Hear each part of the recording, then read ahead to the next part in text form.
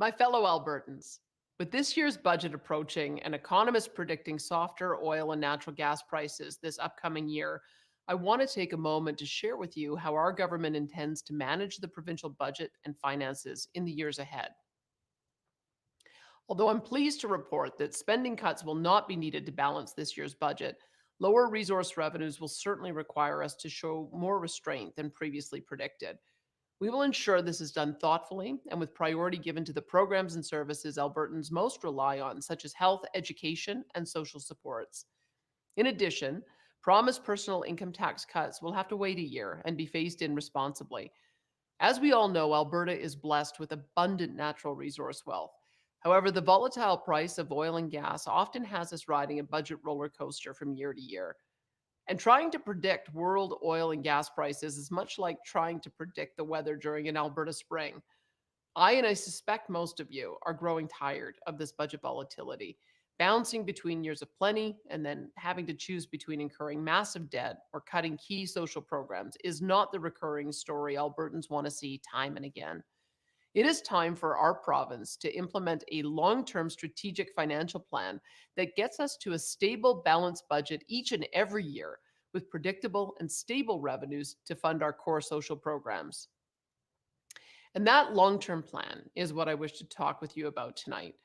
Alberta has one of the largest deposits of oil and natural gas on the planet. Through Albertans' ingenuity, hard work, and entrepreneurship, coupled with the foresight of thoughtful provincial leaders including Ernest Manning, Peter Lougheed, and Ralph Klein, our province has built itself up from humble prairie beginnings into an energy superpower with one of the most successful and growingly diverse economies in the world. In fact, that economic vitality has driven growth and opportunity right across the entire country. We have used the fruits of our vast resources to build a province of almost 5 million people with world class cities, parks, transportation networks, schools, health facilities, and other social infrastructure. And we have established a strategic tax advantage that we are using to further attract investment and diversify our economy. We're doing a lot right, and we have much to be proud of. But as a province, we've also made mistakes, and we need to correct course now while we still have time. Bluntly stated, our province has become unsustainably dependent on non renewable resource revenues.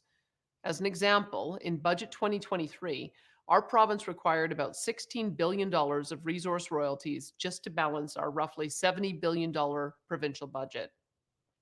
Thankfully, we had a good year and will collect enough resource revenues to cover that $16 billion, with a few billion left over to pay towards our provincial debt and savings for the future.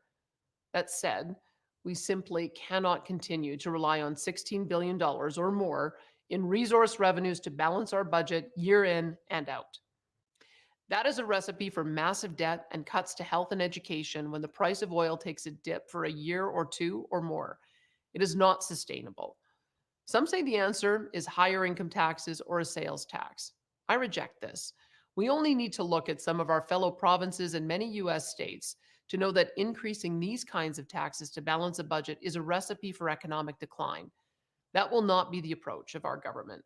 Let me propose an alternative solution. Peter Lougheed had the foresight to create what is today commonly called the Alberta Heritage Fund.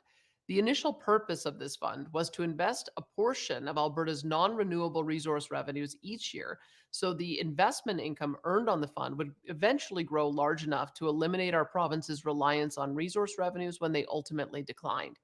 Turns out that vision was well ahead of its time. In fact, several countries, such as Norway and many other oil and gas producing nations around the world, adopted that same strategy and now boast sovereign wealth funds large enough to entirely eliminate their nation's reliance on resource revenues. In fact, these nations now earn enough each year in their funds to make massive investments in world class infrastructure and other public benefits that were not previously possible. In Alberta, if we had just reinvested the income earned in our Heritage Fund from the Lougheed government's initial deposits of about $12 billion in the late 70s and early 80s, even without investing another extra dollar, our Heritage Fund would be worth over $250 billion today, earning between $12 and $25 billion per year in revenue. This means we would have been earning enough interest today to make us entirely unreliant on resource revenues. But for a variety of reasons from both within and without Alberta, we did not do this as a province. Of course, now's not the time for us to bemoan what might have been. In my view, the time has come to act decisively and end any further procrastination. Last year, our government passed a law mandating that all income earned in the Alberta Heritage Fund must be invested in the fund rather than spent. During the current budget year, we hope to invest and reinvest approximately $3 billion of surplus and investment income back into the Heritage Fund, increasing its value to almost $25 billion. That's up from $17 billion just a couple of years ago. This puts us back on the right track. In addition, I have instructed our finance minister to limit government spending to below the legislated rate cap of inflation plus population growth, not just during lean years with lower oil prices, as we expect next year, but also in years when high oil and natural gas prices result in billions of surplus provincial dollars. Instead of spending all that non renewable surplus cash on the wants of today, we will be fiscally disciplined, invest in the Heritage Fund annually, strategically pay down maturing debt, and slowly but surely wean our province's budget off the volatile roller coaster of resource revenues. In my view, our province has one last shot at getting this right.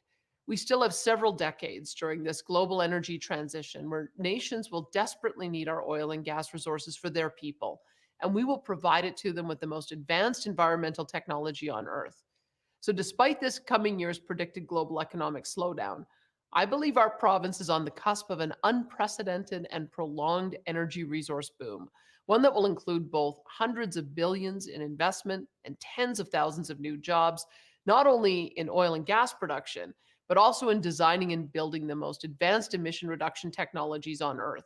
It is going to be an exciting time for our province and for Canada, especially once we finally get a federal government that acts like a strategic partner rather than a delusional adversary. Prior to the end of this year, our government will publicly release a long term financial plan charting a path to a heritage fund of between $250 and $400 billion by the year 2050. 2050 is also our target for achieving a carbon neutral economy. Meeting these two goals simultaneously with Alberta technology, determination, and ingenuity will leave an invaluable legacy for future generations of Albertans and Canadians. There is no doubt in my mind we are capable of achieving these goals, but we need to start today and stick with it fervently, year after year. I ask for your support as our government commits itself to placing our province on this path to prosperity that will last long after our last barrel of oil has been produced. We, our children, and their children deserve nothing less. Thank you, good night, and may Alberta remain forever strong and free.